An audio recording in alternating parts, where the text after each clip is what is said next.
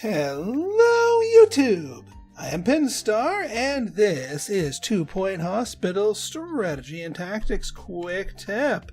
So today's quick tip is going to be about pricing. Yes, I know, I've already done a video on pricing. However, this is an update to that video.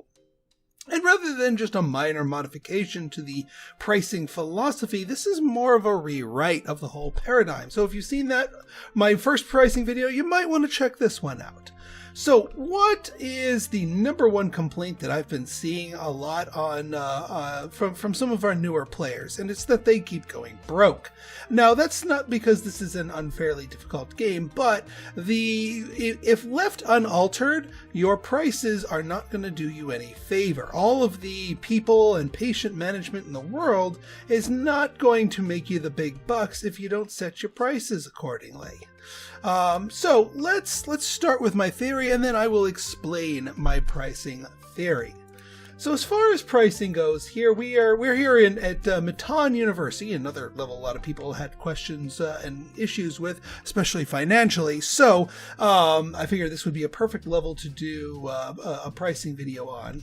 So right now, at the moment, we've got everything stock standard neutral pricing, and I mean that's not the worst thing in the world. Everything has their own base price here, but you do have the ability to increase or decrease things from between 80% to 100%. To act accordingly. However, this is not without its repercussions. Your patients have the ability to refuse payment at the end of their treatment, or for any operation really. They can refuse treatment for diagnostics too. If they don't think they're getting a value for what they're getting, they can just flat out refuse treatment. They'll still count as a treated patient, but they will leave your hospital without paying you a dime, and that's no good for anybody. It's sort of a safety valve to prevent you from abusing the price system. But we can still abuse the price system. We just need to be a little bit more strategic about it. So the thing that I've found here is that, well, let's take a look at someone who might be about to be cured. Let's go with gray anatomy here. So their pound is sitting here at a 62% happiness. They probably just, bored and thirsty. They've been waiting around. They haven't been able to satisfy their needs, but they are getting treated, so that's just as well. Down to 60 here, and boom! They were treated. They're at 100% health, but more importantly, 100% happiness, and they were willing to pay the fee. They forked over the $10,000 for a gray anatomy cure, and there you have it. Now the problem here is that now that this is a happy patient, they're leaving the hospital happy. And while that's not a bad thing, it certainly doesn't do us any more favors. Yes, it increases our reputation, but we get good reputation from successful cures anyway. So what the proper thing you want to do here is to actually increase the prices. Now, let's see what happens if we just jack this to 100% gray anatomy. Obviously, we have to wait for this to get fixed up here, the colorizer here. So I'll fast forward here in just a moment. Okay, we've got our next gray anatomy patient here. They are sitting at a base of 68% happiness. But let's watch what happens once they receive their bill for this. Alright, they're getting their final spray here, and here comes the bill. 68%. And boom! 44%. Now, the treatment failed was part of it, but it was more about the pricing. There's a humongous dip in a patient's happiness rating when it comes to having to pay at the end of the thing and encountering something that's steep of a price here. But they still paid it. The problem with higher prices comes when the patient is already much less happy, because once the game basically does an analysis of the happiness rating post treatment. So after the patient has been hit with the happiness penalty for a high price treatment, then it determines whether or not they pay the bill or not. All right, this person's a little happier. They still took a happiness hit, however.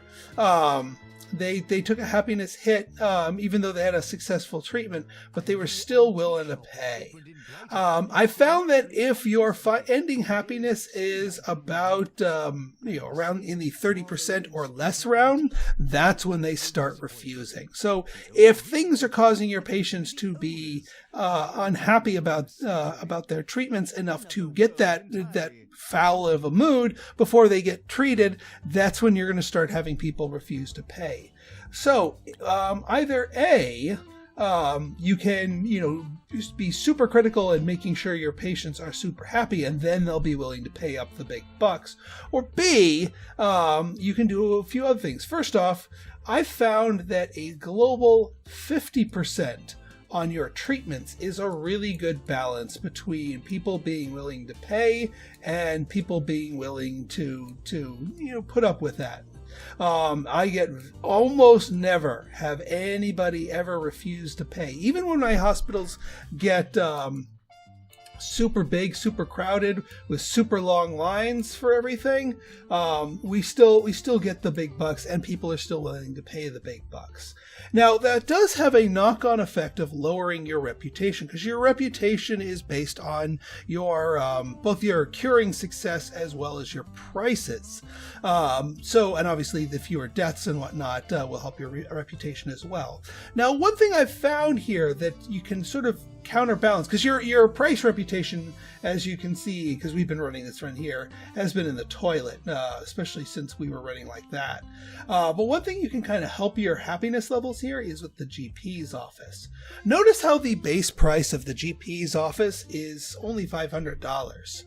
We're not going to be making the big bucks off of the GP's office. So, you know what? Drop that down to nothing. My old advice of milking your patients for money off of the diagnostics, nah, don't do that. Because here's the thing. You want them showing up to treatment at the highest possible happiness rating, because that almost guarantees that you'll have a patient that will pay even after getting the sticker shock for their treatment. And it is the treatment, not the diagnostics, that makes us the big bucks. So skipping on the GP's office, heck, I'd leave these alone. Just leave these be. Let the people have their decently priced diagnostics, because it is at the end that you want to hit them for the cash. This will allow you to make a lot of money. As you can see here, this is year 2 of Matan University here. And we've got more than enough money to do what we need to do. We've got $132K right now, and we've got tons of expensive stuff already placed. And we have the wherewithal to place even more. Yeah, this is a obnoxiously large required one here. But yeah, this is not a video on the Clown Clinic. So that, my friends, is my advice for pricing.